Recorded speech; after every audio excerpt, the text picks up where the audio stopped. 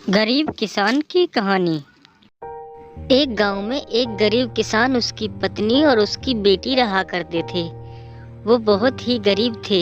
इसी बात से उसकी पत्नी और उसकी बेटी चिड़चिड़े से रहने लगे।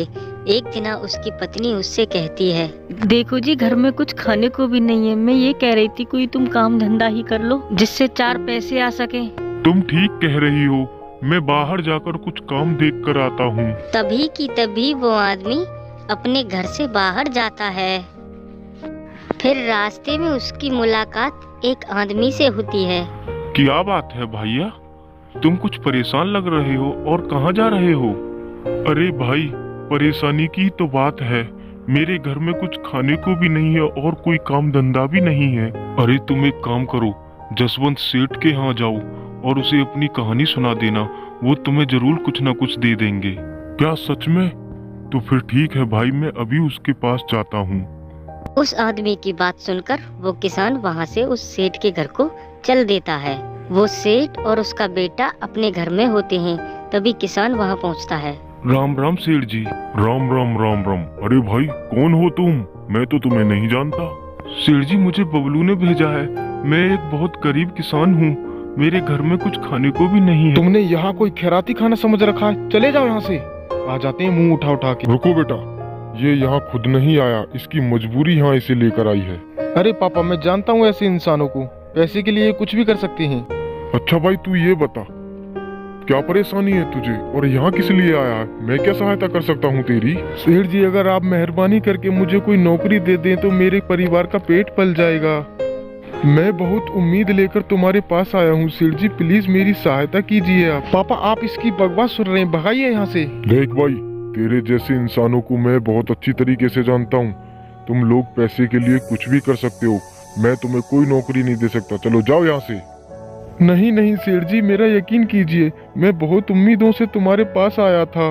मेरे घर में खाने को एक दाना भी नहीं है। मेरी बीवी और मेरी बच्ची ने 3 दिन से कुछ नहीं खाया। सेठ, मेरा यकीन कीजिए, मुझे नौकरी दे दीजिए आप। फिर सेठ का बेटा उसकी तरफ आंखें निकालकर उसे डराकर वहाँ से भगा देता है। बेचारा बेबस किसान दुखी होकर वहाँ से चला जाता है। पापा, ऐसे फटीचर लोगों को मैं बहुत अच्छी तरीके से जानता हूँ। तुमने उसे भगाकर बहुत अच्छा किया बेटा। ऐसे फटीचर लोगों के साथ यही होना चाहिए, कहीं भी मुंह उठा के चल देते हैं। मम्मी पापा ने इतनी देर क्यों लगा दी? बेटा, तेरे पापा काम ढूंढने गए हैं, काम ढूंढ कर ही वापस आ जाएंगे। तुम चिंता मत करो, वो आते ही होंगे थोड़ी देर में। तभी किसान वहाँ आ जाता है। मम्मी वो देखो, पापा आ गए। क्या हुआ जी, बड़ी देर लगा ली आपने? कोई काम मिला या नहीं अभी? सावित्री, हमारी किस्मत में धक्के खाना ही लिखा। मैं एक सेठ के पास गया था, उन्होंने मुझे बेइज्जत करके भगा दिया।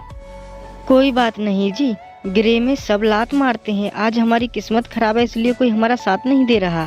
ठीक है सावित्री, मैं बहुत थक गया हूँ, जाके आराम करता हूँ। तभी किसान दुखी होकर अपने कमरे में चला जाता है। फिर अगले दिन वो सेठ बारिश में भीगता हुआ आता है। अरे, ये तो वही सेठ है जिसके घर पे मैं नौकरी मांगने गया था। लगता है ये बारिश से परेशान है। फिर किसान सेठ को बुलाता है। अरे सेठ जी, बारिश में मत भीगिए, आप बीमार हो जाओगे। मेरे घर के अंदर आ जाइए, जब बारिश चली जाए तब चले जाना।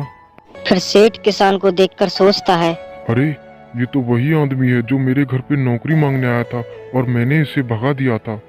चलो थोड़ी देर इसी के घर में काट लेता हूँ। फिर सेठ किसान के घर में चला जाता है। किसान आदर से उसे अपने घर में ले जाता है। सेठ जी, ये मेरा घर है, यहाँ आपको कोई परेशानी नहीं होगी। अरे सावित्री, देखो कौन आया है, जल्दी आओ। तभी किसान की बेटी और उसकी पत्नी वहाँ आती हैं और उसकी बेटी बोलती है, क्या हुआ पापा, और ये अंकल जी कौन है तुम्हारे साथ? अरे बेटा, ये वही सेठ हैं जिनके घर पे मैं नौकरी मांगने गया था। बेचारे बाहर बारिश में भीग रहे थे। नमस्ते अंकल जी। नमस्ते बेटा, नमस्ते। अच्छा ठीक है, आप लोग बैठिए, मैं अभी चाय बना कर लाती हूँ। अरे नहीं नहीं भाभी जी, चाय रहने दीजिए, बारिश रुक चुकी है, मुझे बहुत जरूरी काम है, मैं चलता हूँ। और तुम कल से काम पर आ जाना, मैंने तुम्हें अपने काम पर रख लिया है। तुम बहुत अच्छे इंसान हो। अरे सेठ जी, चाय तो पीते जाइए। अरे नहीं भाई, चाय रहने दो, मुझे बहुत जरूरी काम है, मुझे पहुँचना होगा। तुम कल से दुकान पर आ जाना। ठीक है सेठ जी, जैसी आपकी इच्छा मैं जरूर आऊँगा। फिर सेठ वहाँ से चला जाता है। तभी सेठ की पत्नी बोलती है, सुना जी आपने, सेठ जी ने आपको नौकरी दे दी। तुम सही कह रही हो सावित्री, सेठ जी उतने बुरे नहीं हैं जितने हम सोच रहे थे। उन्होंने नौकरी देकर बहुत अच्छा काम किया है।